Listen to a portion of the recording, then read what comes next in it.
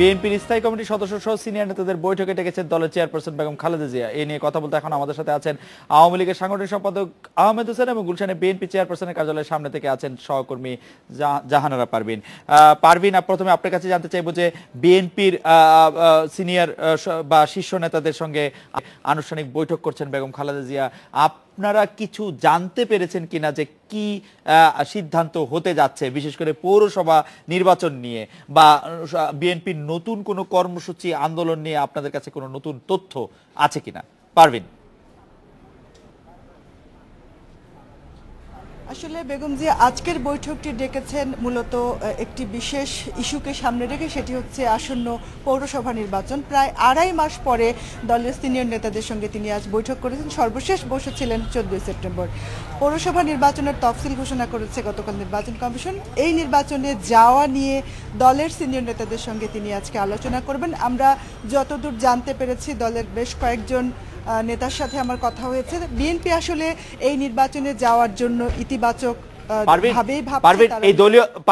দলীয় নেতাদের সঙ্গে বেগম জিয়ার বৈঠকটি শুরু হয়েছে কিনা, বেগম জিয়া তাদের সঙ্গেই কথা বলছেন কিনা এখন এই মুহূর্তে? এখনো আসেননি।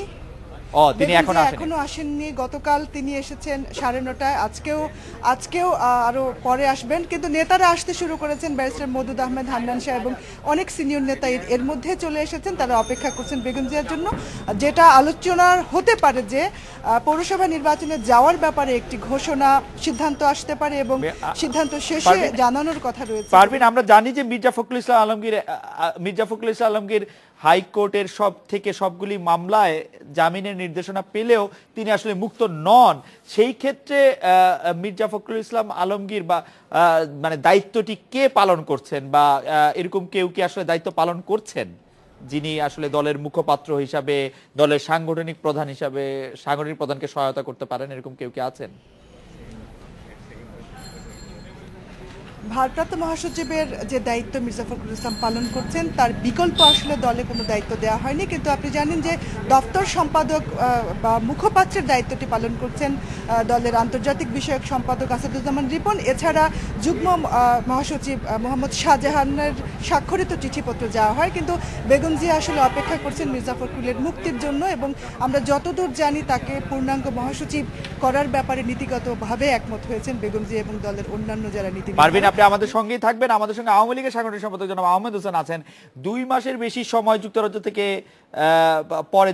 ফিরে এসে বিএনপি চেয়ারপারসনের নিয়মতান্ত্রিক রাজনীতি আবার সক্রিয় হওয়ার বিষয়টি আপনি জানতে পারলেন। আজ তিনি শীর্ষ নেতাদের সাথে বৈঠক করছেন, পৌরসভা নির্বাচনে যাবেন কি যাবেন না সেই ব্যাপারে তিনি সিদ্ধান্ত নেবেন আজকের বৈঠকে।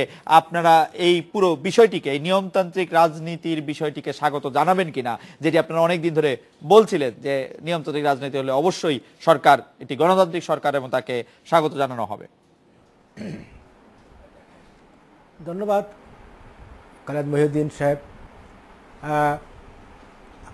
আপনি লক্ষ্য করেছেন যে আজকে সারা দেশ কিন্তু পৌরসভা নির্বাচনী জ্বরে আক্রান্ত। জি। এবং সারা দেশে নেতা কর্মীদের মাঝে উৎসাহ, উদ্দীপনা, মানুষের মাঝে একটা উৎসুক অবস্থা যে নির্বাচন হতে যাচ্ছে। এবং আমরাও বিএনপির একটা নিমরাজি ভাব দেখছি যে তারা নির্বাচনে আসবে। জি।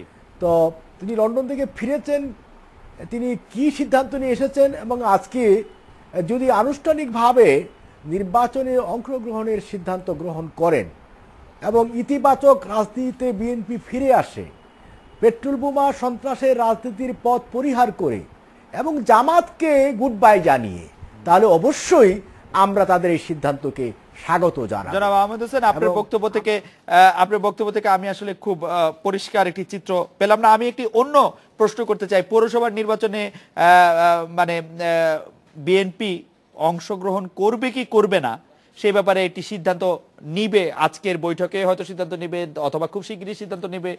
কোন সিদ্ধান্ত নিলে আপনি খুশি হবেন? বিএনপি নির্বাচনে আসলে আপনি খুশি হবেন, নাকি বিএনপি নির্বাচন থেকে দূরে থাকলে আপনি খুশি হবেন? আমি আমার বক্তব্যটি তো পরিষ্কার করে বলেছি, আমি আবার বক্তব্যটিকে রিপিট করছি যে বিএনপি যদি তার অতীত ভুলের রাজনীতি থেকে সরে আসে, ভুল মানে পেট্রোল বোমার রাজনীতি, সন্ত্রাসী রাজনীতি এবং আপনার জামাতের সাথে সংশ্লিষ্ট হয়ে গাড়ি পোড়ানো রাজনীতি, মানুষ হত্যার রাজনীতি, এই রাজনীতির পথ থেকে যদি সরে আসে নিয়মতান্ত্রিক রাজনীতিতে, নির্বাচনী রাজনীতিতে, শান্তির পথে, অবশ্যই তাকে আমরা স্বাগত জানাবো।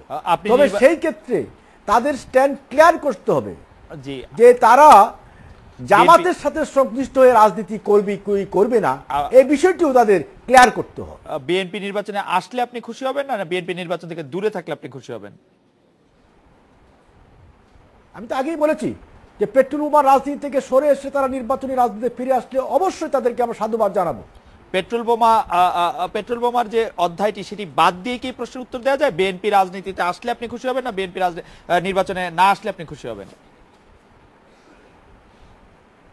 আপনি আরো স্পষ্ট করে বলছি, বিএনপির রাজনীতির ইতিহাসে একটি কলঙ্কজনক অধ্যায় তো আছে, পেট্রোল বোমার রাজনীতি, সহিংস রাজনীতি, এবং জামাত হচ্ছে একটি সহিংস সংগঠন, সন্ত্রাসী সংগঠন।